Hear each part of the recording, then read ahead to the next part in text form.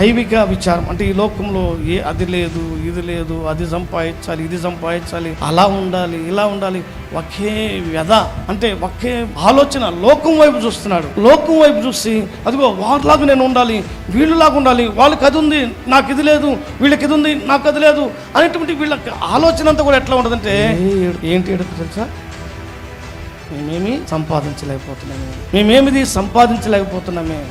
వాక్యాన్ని వింటున్నారు, ముళ్ళ పొదల్లో, అదే కదా ముళ్ళ పొదల్లో విత్తబడినటువంటి విత్తనము, ఆ వాక్యము ఏమవుతుందంటే ఇవన్నీ కూడా అణచివేస్తా ఉంది. వాడు వింటున్నాడు కానీ వాడి యొక్క హృదయంలో పనిచేయట్లేదు. కారణం ఏంటి?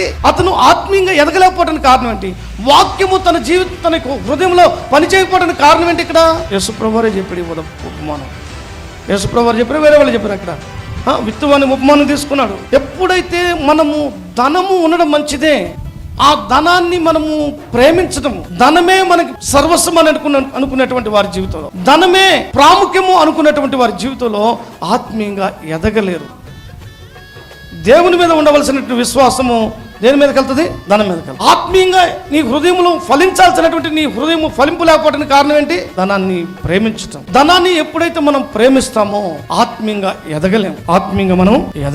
గుర్తుపెట్టుకోండి, ఆత్మీయంగా ఎదగలేకపోవడానికి కారణం ఏంటి? చాలా స్పష్టంగా ఉంది అక్కడే. అవన్నీ ఏమవుతుందంట? అణచివేస్తాం. ఇక్కడ వింటాము. విన్న వాక్యము మన హృదయంలో ఉంటుంది.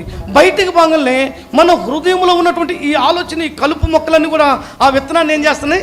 ఆత్మీయతలో ఎదుగుదల లేకుండా మరబుజ్జితనంగా ఉండడానికి కారణం ఏంటంటే నీ ఐవిక విచారము. ధనాన్ని ప్రేమించాలి. వాళ్ళంత సంపాదించారు,